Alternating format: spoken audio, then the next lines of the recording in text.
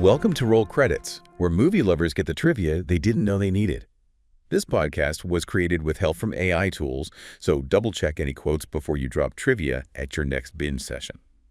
Today, we're stepping back into the Squid Game arena for Season 2, and rumor has it, the Tinker editions led to a game no one saw coming.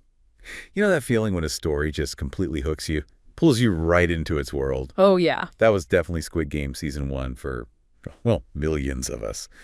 And now, the wait is over. Season 2 has landed. Finally. So for this deep dive, we've looked at interviews, articles, behind-the-scenes stuff, basically everything we could find. Our mission today, give you that inside look, that shortcut to understanding what makes this new season tick, a peek behind the curtain, without actually having to play the games. It's definitely safer that way. So, yeah, stepping back into this deadly playground, Season 2 picks up 3 years after those first games. Our main guy, Sung Gi-hoon Lee Jung-jae, is just fantastic again. He's back. But now his whole goal is different. He wants to take down the games from the inside. Right. Not just survive anymore. Exactly. And while the format, the competition feels familiar, the tone, it's definitely deeper. Darker, maybe. You watch Gi-hoon, his good intentions, his moral compass. It starts to chip away. The system really weighs on him. And what's really interesting is Season 2, it's not the whole story. It leads directly into Season 3. Yeah, already confirmed. Confirmed and filmed back-to-back. Season 2 is 7 episodes, setting up the next part. 7 episodes filmed back-to-back. That's incredibly fast, especially when you think Season 1 took, nearly 10 years to get made. It's wild. Showrunner Dong-hyuk said Netflix basically gave him just 6 months. 6 months. 6 months to write both Season 2 and Season 3 scripts and direct every episode, too. Wow. The pressure must have been immense. Yeah. This probably really says something about how huge this show became. It really does. And this season, you get a whole bunch of new faces, compelling characters. But what's striking is how their stories tap into very current societal problems. It kind of echoes Season 1's desperation, but updated. Like what sort of issues? Okay, so you have Lee Myung-gi, player 333. He was a YouTube star, lost everything in a crypto scam. Oof, very timely. Right. And his girlfriend, Kim Jun-hee, player 222, she's pregnant, adds another layer of stakes. Then there's Dae-ho, player 388, ex-Marine, tough guy, but there's this vulnerability underneath, makes him quite relatable. And Cho Hin-ju, player 120, she's a transgender woman, and she needs the prize money for her gender-affirming surgery. That's a powerful storyline. It really is. A commentary on, the struggles the LGBTQ plus community faces in Korea and, well, everywhere. And then Park Young-sik, player 007, a gambling addict, and his mom, Jung Jae, player 149, she joins with him, basically to try and save him from his debts. The way Season 2 kind of mirrors Season 1 with these characters. Yeah. It's pretty clever, isn't it? It really is. Like Gi-hoon's gambling past from Season 1, now you see it again in this new guy, Young-sik. Yeah. What do you think they're saying there, revisiting that? Well, I think it's a really profound point. By showing Young-sik trapped in that same cycle, it hammers home that the system, the desperation, it hasn't gone away. Right. Gi-hoon might have won, but the problem is still there. Exactly. It's still ensnaring vulnerable people. It reinforces that this whole thing is almost inescapable. And speaking of connections, remember Gi-hoon's gambling buddy from Season 1, Jung-jae, player 390? Vaguely. He's back. But now he's a contestant, kind of loyal to Gi-hoon. Another layer of those recurring ties. Okay, so it's not just the new players caught up in it. Some familiar faces are back, too, with evolved roles. Oh, yeah. The frontman, Hwang In-ho, Lee Byung-hun, is just so chilling. He gets this, obsession with Gi-hoon. An obsession. Almost. He actually takes on the player 001 identity himself, watches Gi-hoon constantly. It's creepy. Okay, wow. And then there's the detective, Hwang Jun-ho, Wee Ha-jun. Remember his cliffhanger ending? Of course. Did he survive? He's back. And he's more determined than ever to help Gi-hoon, but from the outside, trying to expose the whole thing. Good. We needed that. We also get a closer look at the salesman. A Gong-yu. The guy with the Didakshi game. That's him. His recruiting process gets fleshed out more, shows you just how sinister that first step into the games really is. And Annie. Resolution for Sabu's promise. Yes. Briefly, you see her brother, Kang Cheol, and Sang-woo's mother. It confirms Gi-hoon did keep his promise. Took care of them. A small bit of light, maybe. Okay, that's good to know. Yeah. So with all these characters set up, let's talk games. The main event. Right. Obviously, red light, green light. It had to come back, didn't it? It did. First official game again. But the twist is Gi-hun's been through it. So he knows the trick. Yeah, and he actually tries to help some of the new players, changes the dynamic a bit. Interesting. And it's not just the big arena games this time. No, they've introduced these mini games outside the main compound. Things like Russian roulette or this bread or lottery thing. It gives the season this game of the episode feel. Keeps you guessing what horror is next. Keeps you on edge. Definitely. And those games, especially the new ones, they cause some real headaches behind the scenes. Oh, like what? Well, the second main game, 5 and 6 angles, it's like 5 mini games in one par game, right? They initially set a 10-minute timer. Okay. But the teams finished way too fast. Director Hwang had to actually rewrite parts of the script to make it harder on the fly. No, that's kind of funny. And, practical effects versus CGI. Sometimes things don't go as planned.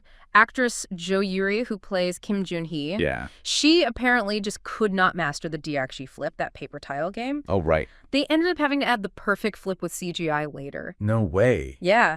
And Kang Hanol, playing Di-ho, he practiced gongi. It's like Korean jacks for days. But for the close-up shots, they had to bring in a professional player's hands to get it looking right. Wow, the details they go into. And maybe the biggest practical achievement is the new game, Mingle. Huge set, built entirely physically, no CGI.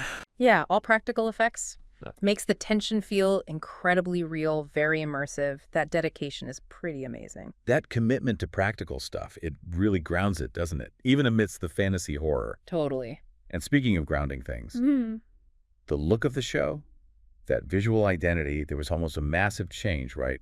The tracksuits? Oh, yeah, that was close. The art director apparently seriously considered making them sky blue for season 2. Sky blue. Squid Game in sky blue. I can't even picture it. Me neither.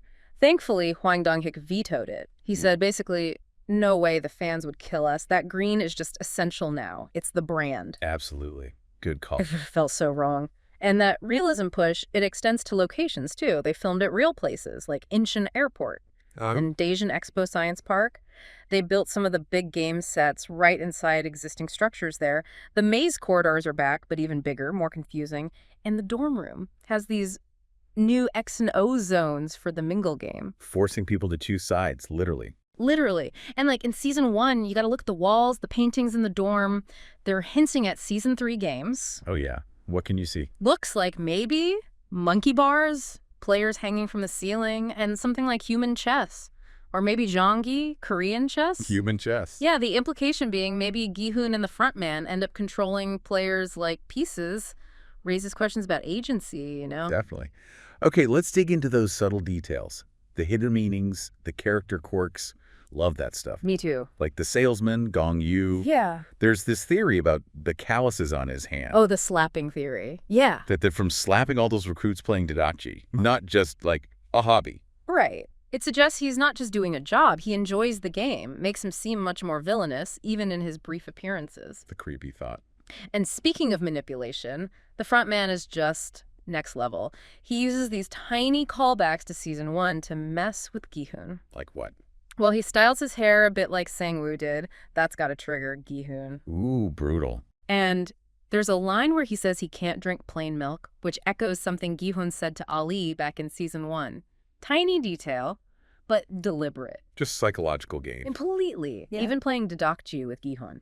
He fumbles with his right hand, first his non-dominant one, then switches to his left, his dominant hand, the one he shot his brother with, and flips it perfectly. Just to draw it out, unsettle him. Exactly. It shows how well he understands psychological pressure. And even the food. Rice rolls served with forks, just like the steak knives in season 1. Potential weapons, always there, designed to encourage conflict. Chilling. The level of detail. And remember the phone number fiasco from season 1? Oh, yeah, the real person who got all those calls. Yeah, this poor woman in Korea was harassed constantly. Netflix actually had to go back and digitally remove the number from those scenes. Shows the real-world impact, right? Wow. Yeah, that's wild. A crazy meta story. Totally. And speaking of meta, the casting of T.O.P., Choi Sung-hyun as the rapper Thanos. Right, his meta comeback. It kind of is, given his break from music. The director even said Thanos was created specifically to be this, fun character to break the tension. Acknowledging he might be a bit divisive, maybe, culturally? Yeah, that his style might not land the same everywhere, but it shows the thought process, and it affects the actors, too. Some of the new cast said filming things like red light, green light felt genuinely scary. You believe it, the atmosphere they create. It gets under your skin, even if you know it's fake. And connecting that to the cultural nuances, something the English dub misses entirely is this running gag with Korean honorifics. Oh, what's that? It's about addressing people based on age and gender. Like Nuna, what younger men call older women, or only E for younger women to older women.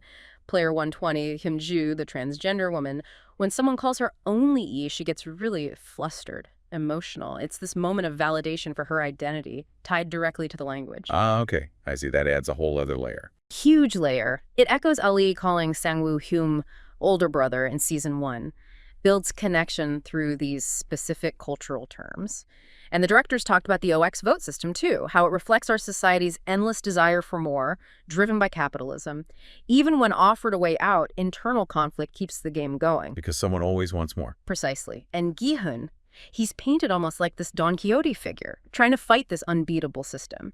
His good intentions start to fray because the system itself is designed to make people fail, to divide them. Makes collective action almost impossible. That's the commentary, yeah, the fading willingness for people to actually work together against it. So, wrapping this all up, what does it mean for you, the viewer? We've looked behind the scenes, at the characters, the games, the hidden details. It's clear Season 2 isn't just about surviving a game anymore. It's digging deep into choice, systems, free will, all that heavy stuff. Exactly. The show keeps poking at this idea of the illusion of free will, how choices get manipulated by desperation, by society, by the game masters. In this world where even winning doesn't mean freedom, just more questions, Squid Game Season 2 really pushes us. It asks, are our choices really free? Or are we all just playing some larger game run by forces we don't see? It makes you think, what would it actually take to step off that board, to truly reclaim your own agency? A provocative thought to end on. And that wraps our return to the deadly playground with Squid Game Season 2. If you enjoyed uncovering the secrets behind these fresh games, follow Roll Credits and share with your fellow thriller fans. We'll be back soon with more behind-the-scenes stories, more movie magic, and maybe one last surprise. Stay curious.